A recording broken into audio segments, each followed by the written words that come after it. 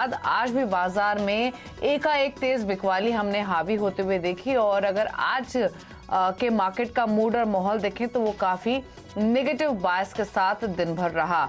हमने एक gap down opening देखी और उसके बाद ये सेल ऑफ और एक्सटेंड होता रहा और आखिर में निफ्टी 371 अंकों की गिरावट के साथ 16,614 के लेवल्स पर बंद हुआ। सबसे पहले तो आज के सेशन की हाइलाइट्स आपको बता देते हैं और उसके बाद बताएंगे कि किन स्टॉक्स में सबसे ज्यादा पेन था या फिर कौन सी पॉकेट्स रिकवर होकर क्लोज हुई हैं। आप देखिए निफ्टी में 2% की गिरावट रही, 16,600 के नजदीक बंद हुआ। दिन के दौरान हमने 16,400 के नजदीक के लेवल्स देखे थे। सेंसेक्स 1200 पॉइंट गिरकर बंद हुआ। निफ्टी बैंक एक समय में 1500 पॉइंट की वीकनेस दिखा रहा था, आखिर में ये भी 1200 अंकों की गिरावट के साथ बंद हुआ।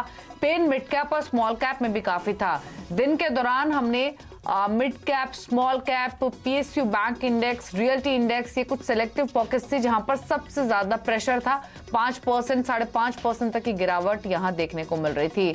तो ये जो गिरावट हावी हुई उसके पीछे 3-4 इंपॉर्टेंट रीजन रहे। पहली बात तो संकेत ग्लोबल बाजारों से काफी खराब। यूएस मार्केट्स देखें या फिर यूएस के फ्यूचर्स देखें, वहां पर पेन रिफ्लेक्ट हो रहा था जिसका सीधा असर भारतीय बाजारों पर दिखा।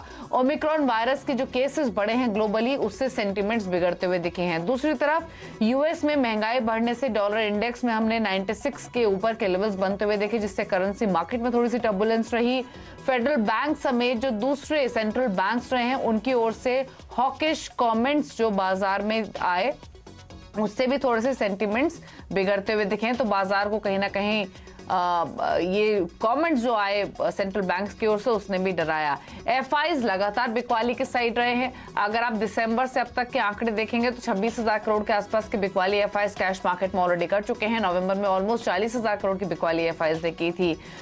टेक्निकली भी मार्केट अब थोड़ा सा कमजोर होता हुआ दिख रहा है। तो ये कई सारे फैक्टर्स जिसने बाजार में प्रेशर आज के सत्र में क्रिएट किया। अब सवाल ये है कि यहाँ से और कितना नीचे जा सकते हैं, कल का बाजार कैसा रहेगा, कल के लिए फिलहाल के ट्रिगर्स क्या नजर आ रहे हैं। अगर आप यूएस फ्यूचर्स को देखेंगे तो वहां पर अभी भी प्रेशर दिख रहा है। 400-450 अंकों की कमजोरी हमने डाउ फ्यूचर्स में देखी थी और तो मूड और माहौल जो है वो फिलहाल थोड़ा सा डरा हुआ दिख रहा है।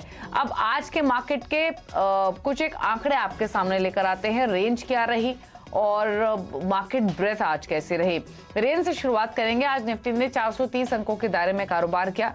निफ्टी बैंक ने 1213 अंकों के दायरे में आज ट्रेड किया और अगर सेंसेक्स की रेंज देखेंगे तो वो 1405 अंकों की रही। एडवांस डिक्लाइन रेशियो कोई दो राय नहीं, यहाँ पर डिक्लाइन वाले स्टॉक्स की संख्या ज्यादा थी, बढ़ने वाले स्टॉक्स सिर्फ नाम मात्र के थे। निफ्टी के 50 में से 47 शेयर्स गिरकर बंद हुए, सिर्फ 3 शेयर्स हरे निशान में। निफ्टी बैंक के 12 कॉन्स्टिट्यूएंट्स गिरकर बंद हुए। सेंसेक्स के 30 में से 28 शेयर्स दबाव के साथ 2 स्टॉक्स बढ़कर बंद हुए। एनएससी के 1837 स्टॉक्स गिरावट के साथ 238 शेयर्स बढ़कर बंद हुए।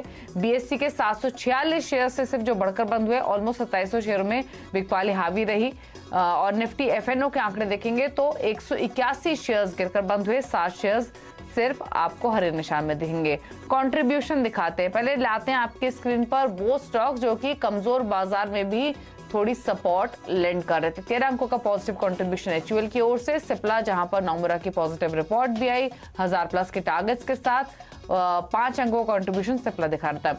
अब आप देखिए नेगेटिव कंट्रीब्यूटर्स। एचडीएफसी बैंक फिसला 60 अंकों का नेगेटिव कंट्रीब्यूशन, रिलायंस फिसला 54 अंकों का नेगेटिव कंट्रीब्यूशन एचडीएफसी लिमिटेड की ओर से 33 अंकों का और आईसीआईसीआई बैंक भी 26 अंकों का नेगेटिव कंट्रीब्यूशन दिखा रहा था। टॉप ट्रेडेड काउंटर्स देखें जहां पर सबसे ज्यादा कारोबार आज के सत्र में हुआ है। एचडीएफसी बैंक में 1508 करोड़ के वॉल्यूम्स रहे, रिलायंस में 1505 करोड़, बजाज फाइनेंस और टाटा मोटर्स में 1476 करोड़ और आईसीआईसीआई बैंक में 1200 करोड़ के शेयरों में आज कारोबार होते हुए दिखा। हमारे साथ अब आशीष बहेती मौजूद हैं जो कि डायरेक्टर हैं नेव इन्वेस्टमेंट रिसर्च के। आशीष नमस्कार, स्वागत है आपका। पहले तो ये बताइए कल के लिए आपने अपने क्लाइंट्स को सलाह क्या दी है, कहां बाजार खुलेगा, यहां से शॉर्ट करके चलना है, नीचे मिले तो खरीदना है, एग्जैक्टली क्या स्ट्रैटेजी इंडेक्स पर आपने दी है? Good evening Deepali ma'am. Index पे स्ट्रेटजी हमने अभी कुछ भी नहीं दी है एज सच। ओवरऑल मार्केट में आज एक मैसिव सेलिंग दिखी और नीचे लेवल से ज़रूर एक रिकवरी दिखी है, बट इंडेक्स और बैंक निफ्टी दोनों में से दूर रहने की सलाह है ओवरऑल, क्योंकि मार्केट एक बहुत क्रिटिकल जंक्शन पे खड़ा है। हमें लगता है कि यहाँ से रिकवरी ज़रूर आ जाएगी, लेकिन इस पोजिशन पे शॉर्टिंग की सलाह अभी नहीं है। ठीक है, बैंक निफ्टी पर क्या व्यू होगा? बैंक निफ्टी को भी अवॉइड करने का व्यू है, क्योंकि जितनी मैसिव बैंक निफ्टी में वीकनेस दिख रही है, निफ्टी कंपैरेटिवली फिर भी स्टेबल दिख रहा है। बैंक निफ्टी ने आज अपना 200 डे एक्सपोनेंशियल मूविंग एवरेज भी तोड़ दिया है, तो एक बार थोड़ा सा बॉटम बन जाए उसके बाद ही फ्रेश बाइंग की सलाह है। और करंट लेवल पे शॉर्टिंग में रिस्क रिवॉर्ड फेवरेबल्स नहीं है।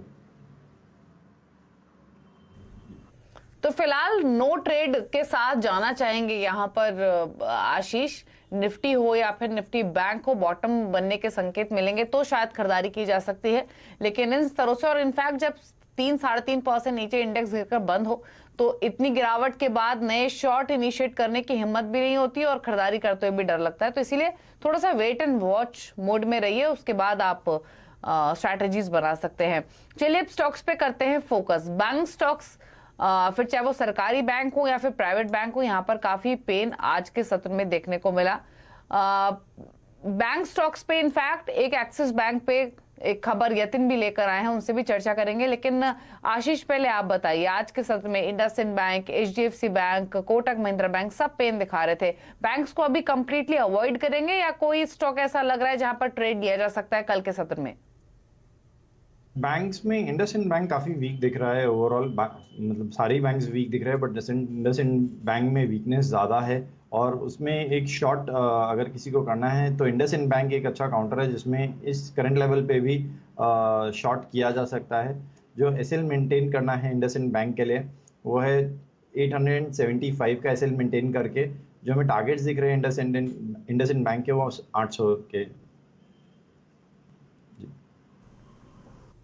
ठीक है, तो 800 तक जा सकता है इंडसइंड बैंक, इन स्तरों से स्लिप हो सकता है। लेकिन कोई भी ट्रेड आप इनिशिएट करें, स्टॉप लॉस को स्ट्रिक्टली फॉलो करें, टारगेट अचीव हो तो वहां पर मुनाफा भी बुक करें। तो बैंक स्टॉक्स में ये इंडसइंड बैंक पर रहा है। यतिन भी हमारे साथ मौजूद है, उनसे भी पहले समझ लेते हैं कि क्या खबर उनके हाथ लगी है, क्या एक्सिस बैंक से जुड़ी हुई। यतिन बताइए, क्या डिटेल्स है, क्या न्यूज फ्लो है? सूत्रों के हवाले से हमको ये खबर मिल रही है कि कोटक और एक्सिस बैंक में जो घमासान चल रहा था, जो बिडिंग वॉर चल रहा था सिटी बैंक के एसेट्स को लेके, सूत्र हमें ये बता रहे हैं कि एक्सिस बैंक फ्रंट रनर निकला है सिटी के रिटेल एसेट्स की खरीदारी में। लगभग $2 बिलियन के आसपास की ये ट्रांजैक्शन वैल्यू मानी जा रही है, उसके ऊपर ये सौदा होना चाहिए। तो अगर आप भारतीय रुपए में उसका मूल्यांकन कर लें तो 14-15 हज़ार करोड़ रुपए के ऊपर की ये ऑल कैश ट्रांजैक्शन आपको एक्सिस बैंक करता हुआ दिखाई दे सकता है। हमको ये बताया जा रहा है कि आज एक्सिस बैंक सिटी बैंक के साथ एक एक्सक्लूसिविटी करार करेगा, जहां उनको फर्दर ड्यू डिलीजेंस और जो ग्रैन्युलर डिटेल्स हैं एसेट क्वालिटी की, उनको एक्सेस करने की परमिशन मिलेगी। तो बहुत ही ज़बरदस्त तरीके से आप देखेंगे कि एक्सिस बैंक के पोर्टफोलियो में सिटी का जो मैच्योर कार्ड्स पोर्टफोलियो है, रिटेल पोर्टफोलियो है, वो बखूबी आता हुआ दिखाई देगा। मैं आपको थोड़े बहुत आंकड़े दे देता हूँ।